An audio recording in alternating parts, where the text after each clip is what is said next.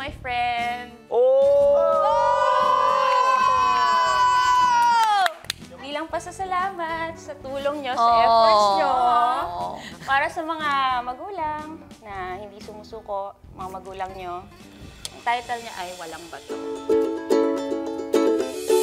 Umaga matapos ang Pinoy Big Ukay Fashion Show, pinatawag ni Kuya si Hasna sa Confession Room. Magandang araw sa'yo, Hasna. Morning, Kuya. Kwentuhan mo nga ako, Hasna, Aba. tungkol sa isa mong pang talent, bukod sa pagbebenta, sa ukay-ukay. Ano, Kuya? Kasi taong bahay kasi ako, Kuya, kasi syempre may mga anak ako. Nag-ano po ako, nag-ukulele po ako. Cute na cute kasi ako, Kuya, pag nakakarinig ako ng ukulele. Kasi parang ang saya nung tunog, pinangalanan namin siyang Yumi. Mga 3 taon na po akong tumutugtog ng ukulele. May nagawa ka na bang kanta kasama si Yumi? Ano lang, bahagya lang po. Anong pamagat ng kanta nyo ni Yumi? Walang Bato. Tungkol siya sa buhay ko, Kuya.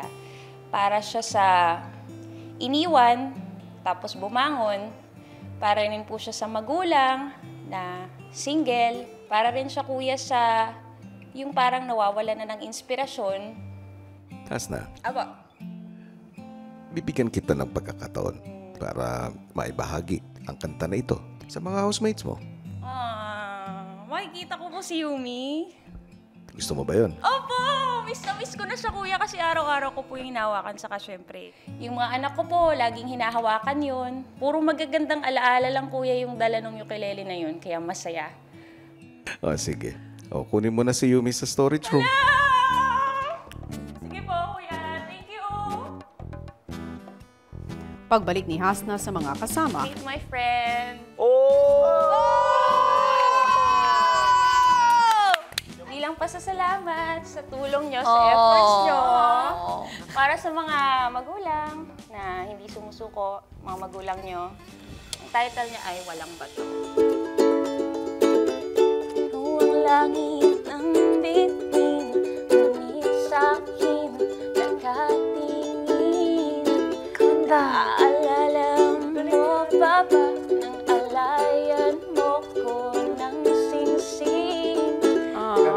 Iwanan walang hanggan, pangako mo sa akin. Pero ngayon walang karapatan, wala sa'king piling.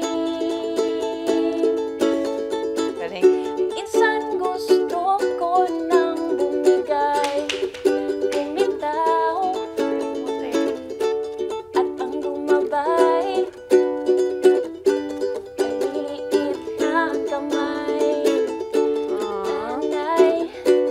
Nanay, kasama mo sa paglakbay.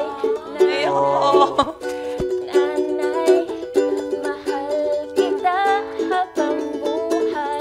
Minsan gusto ko nang sumuko. Di ko sing perfect si Liza Soberano. Minsan gusto ko nang bumigay, bumitaw. Pero daig ko pa sa darna, kahit walang bato.